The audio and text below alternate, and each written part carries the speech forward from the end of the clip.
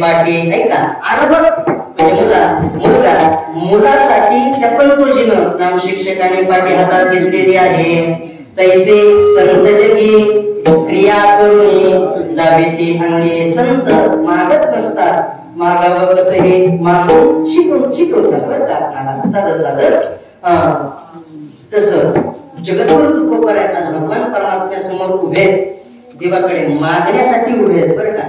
पण मागण्याच्या अगोदर महाराज आपण मागणारे आहोत, मागायला गेलेले आहोत, पण नेमकं आपण कसे मागणारे आहोत त्याचा विचार सांगतात.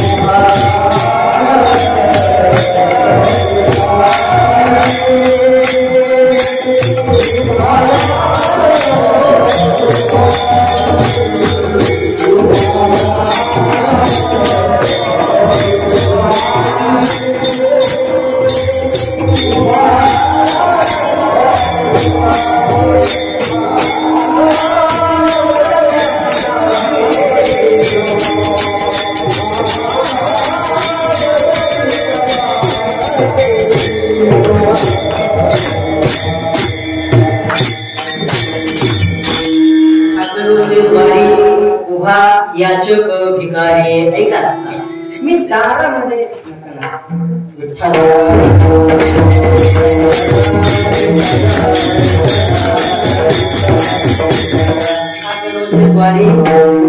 याचक भिकारी मी तुमच्या दारामध्ये उभा आहे बरं का. शब्द थोडं लक्ष द्या.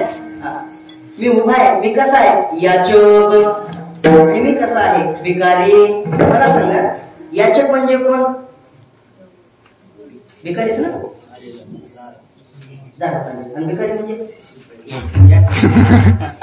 याचक म्हणजे भिकारी आणि भिकारी म्हणजे याचक. ऐका, दोन अर्थाचे शब्द आहेत, असंच आहे ना. याचक म्हणजे मागायला आलेला आणि भिकारी म्हणजे सुद्धा मागायला आलेलाच ना. मग ऐका काय शास्त्र असं सांगतं. काय सांगतं शास्त्र? एकाच अर्थाचे दोन शब्द एका वाक्यात नसावेत. शब्द लक्षात घ्या. एकाच अर्थाचे दोन शब्द एका वाक्यात नसावेत याला शास्त्र म्हणतं द्विरुक्ती नावाचा दोष होतो. ते म्हणाल कसं काय होत असतं महाराज? मला सांगा, ते एक चांगला गुरुवर यांच्या मुखात ऐकलेले एक चांगला व्याख्याता तो सहज भेटला म्हणे. त्याने जाहीर वगैरे केला. महाराजांनी विचारलं कुठं चालला बाबा? तो म्हटला इथं नाही का ती मुलीची कन्याशाळा, तिथं माझं व्याख्यान आहे. शब्द कळाले का? मुलीची कन्याशाळा. अरे मुलीची शाळा म्हणजेच कन्याशाळा आणि कन्याशाळा म्हणजेच मुलीची शाळा. एकाच अर्थाचे दोन शब्द आहेत की नाही हो? एकाच अर्थाचे दोन शब्द आहेत, पण एका अर्थाचे दोन शब्द एका वाक्यात वापरले शास्त्र म्हणते द्विरुक्ती नावाचा दोष होतो. असे शब्द वापरायचे नसतात. मग याचक म्हणजे भिकारी, भिकारी म्हणजे याचक असं होईल का? तुकोबरायाच्या वाङ्मयामध्ये किमान तुकोबराय तर ही चूक करणार नाही बरं का. आताच्या हे असल्या कवीकडनं होईल कदाचित, असं आताच्या कवीकडनं होईल, पण तुकोबरायाचं वाङ्मय निर्दुष्ट वाङ्मय महाराज, ज्याच्यामध्ये कसलाच दोष नाही. मग हे याचक म्हणजे काय? ऐका थोडं बारकाईनं चिंतन लक्षात घ्या. याचक या शब्दाचा अर्थ होतो मागणारा. शब्दाकडे थोडं लक्ष द्या. मागणारा. याचक म्हणजे याचना करणारा, म्हणजे मला हेच पाहिजे असं म्हणणार, मला हे द्या असं म्हणणारा जो आहे त्याला याचक म्हणावं बरं का. भिकारी म्हणजे आपण दिलेलं जे काही असेल तो जे घेतो आणि जातो त्याला म्हणतात भिकारी. कळाला? आता फरक कळाला का बघा. याचक म्हणजे मागणारा, मला हेच पाहिजे असं म्हणणारा हा याचक बरं का, याचना करतोय. भिकारी म्हटलं की घरामध्ये काही का असत नाही, ताजी नसली तर शिळी दिली तरी घेऊन जाणारा याला काय म्हणावं? भिकारी म्हणावं बरं का. महाराज याचक भिकारी म्हणतात. एक भाव मी सांगितला बरं का. दुसरा यातला भाव असा आहे, मी याचक आहे म्हणजे मागणारा आहे, पण कसा मागणारा आहे तर मी भिकारी मागणारा आहे. शब्द लक्षात घ्या, थोडं चिंतन करा. मी याचक आहे पण भिकारी याचक आहे. याचा अर्थ असा आहे की श्रीमंत याचक सुद्धा असतात. विठ्ठल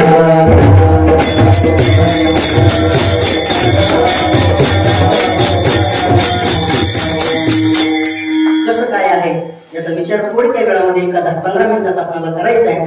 सेवेला पूर्णविराम द्यायचा. सर्वांनी मोठ्या श्रद्धेने 1-2 मिनिट भजन करायचे. भजनामध्ये सर्वांनी सहभागी व्हायचे. हाताने टाळी वाजवायची आणि मुखाने भजनामध्ये सहभागी व्हायचे. जे कोणी टाळी वाजवणार नाही, जे कोणी भजन करणार नाही त्याला त्याच्या शेजारी बसलेल्या माणसाची शपथ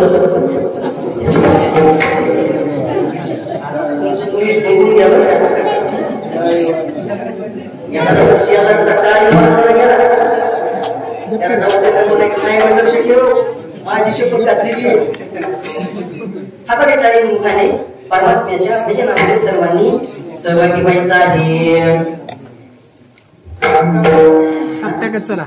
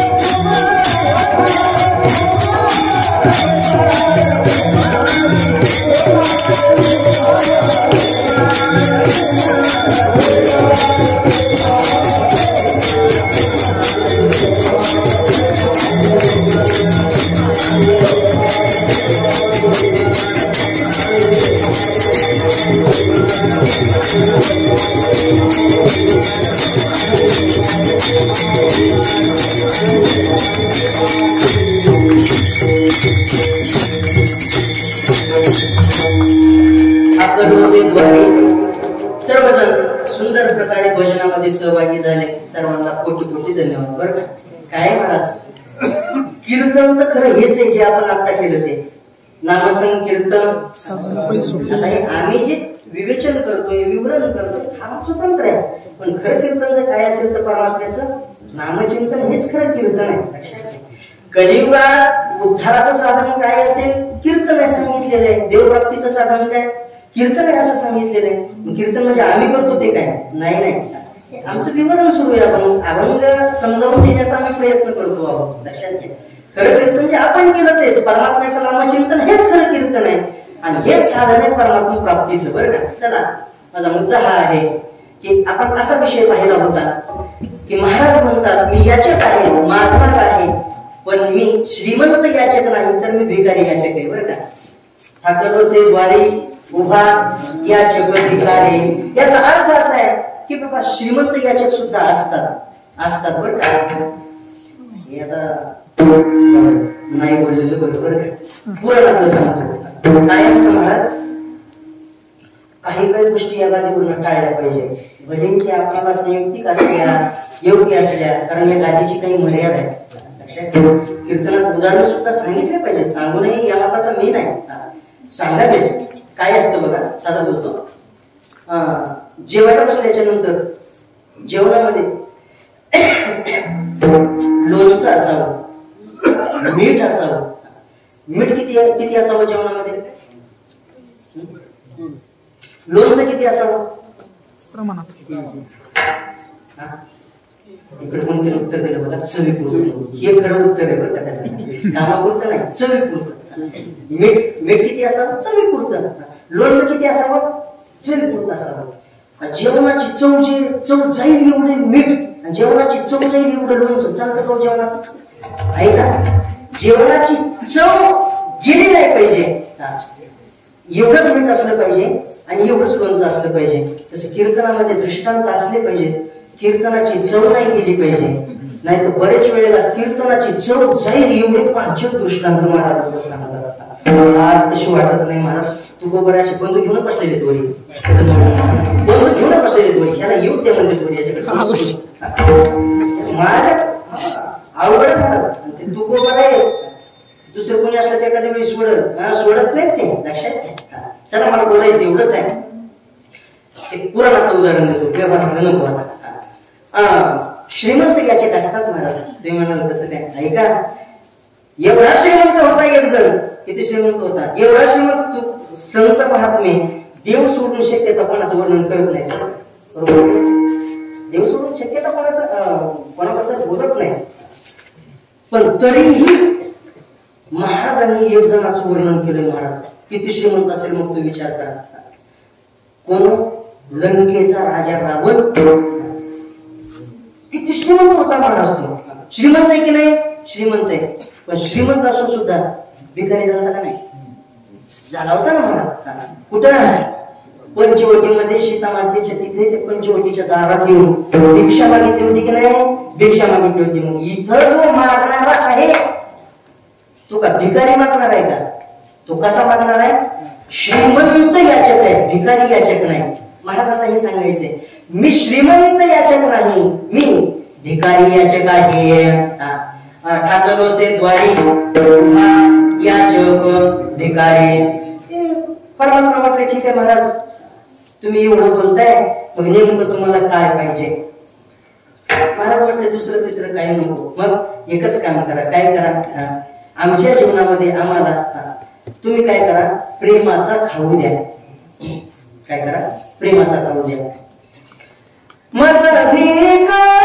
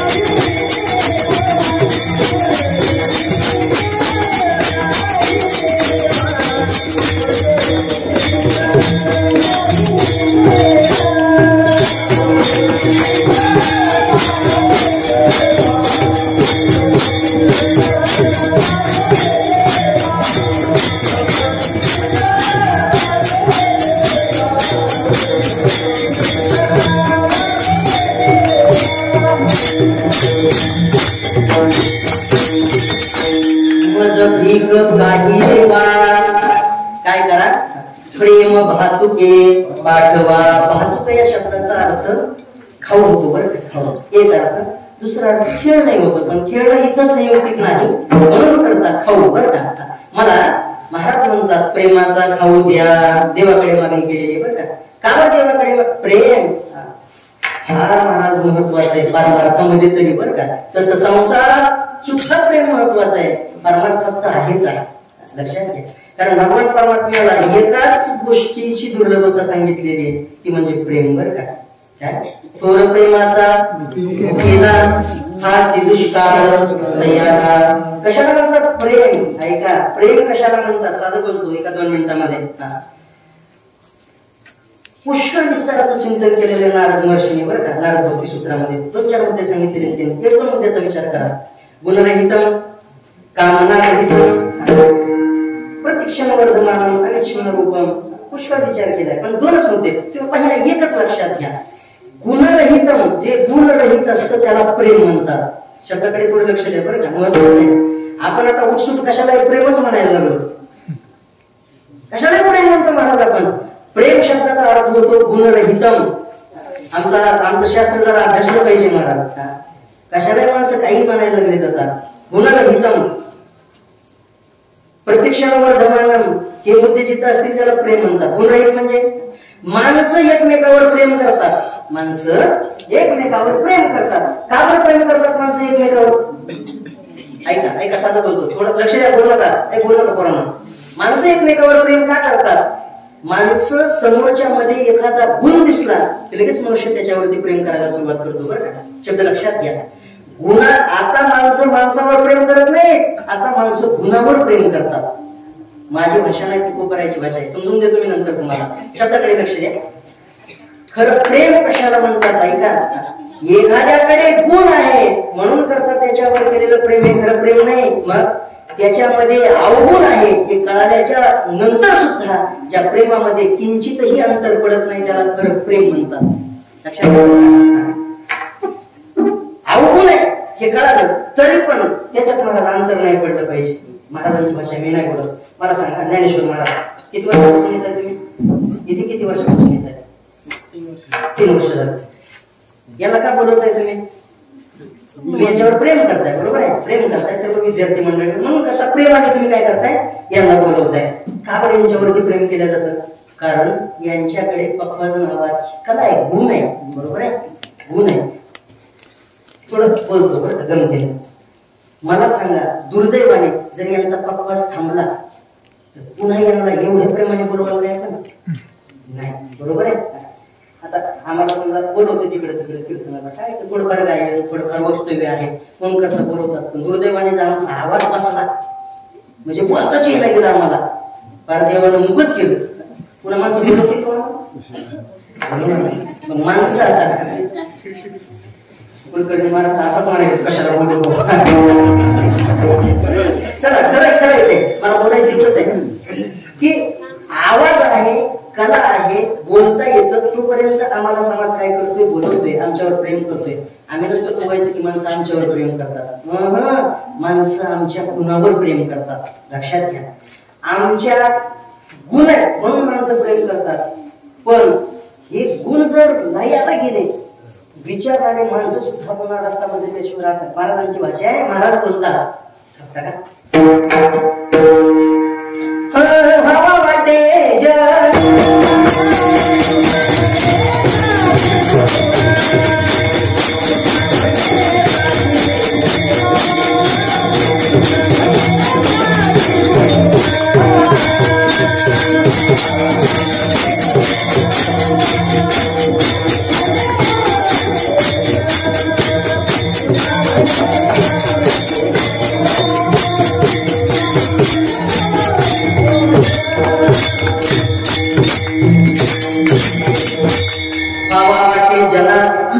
जना व्हावा वाटे. पण का गुणासाठी तुका म्हणे जना व्हावा वाटे, गुणासाठी व्हावा वाटे, गुण नसल्यावर नाही, नको वाटते, गुन्हा वाचावा. काय बोलतोय का, प्रेम कशाला म्हणतात? असं प्रेम साधू संतांनी देवाचे फक्त गुण पाहून देवावर प्रेम नाही केलं महाराज. जसे देवाकडे गुण आहेत ना तसे देवाकडे काही अवगुण सुद्धा आहेत.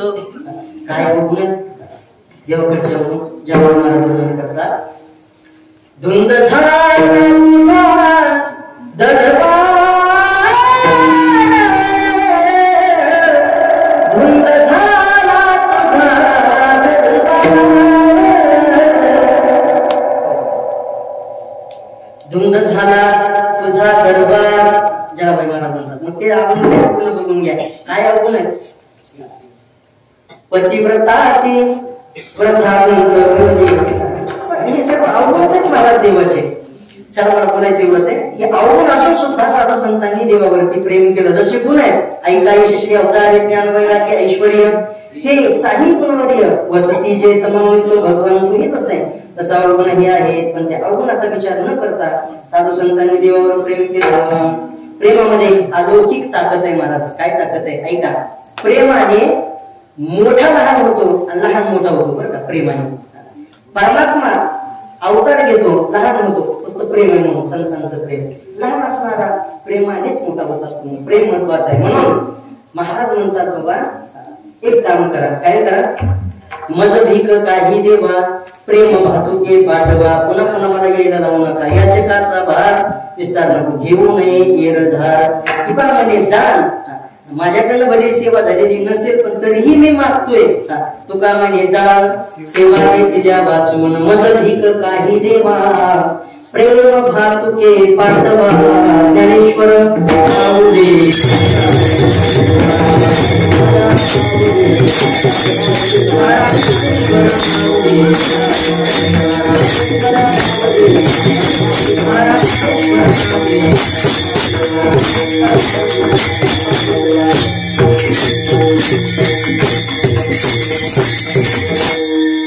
सर्वांनी सुंदर असं सहकार्य केलं. दोनही मृदंगवादक महाराज मंडळी उपस्थित सर्वच त्या ठिकाणी पाठीमागे उभी असणारी संस्थेतील सर्वच महाराज मंडळी बाजूला उभी असणारी सर्व महाराज मंडळी वैष्णव मंडळी उपस्थित सर्व श्रोते सज्जन मायबाप मंडळी सर्वांनी सुंदर सहकार्य केलं. गेली जवळजवळ 2 तास मोठ्या श्रद्धेने आपण शांत चित्ताने बसून राहिला. काही जणांना एवढे आसनं केले बरं का त्या 2 तासात. रामदेव बाबांना सुद्धा माहित नसतं इकडं तिकडं तिकडं तिकडं तिकडं तिकडं जाऊ द्या.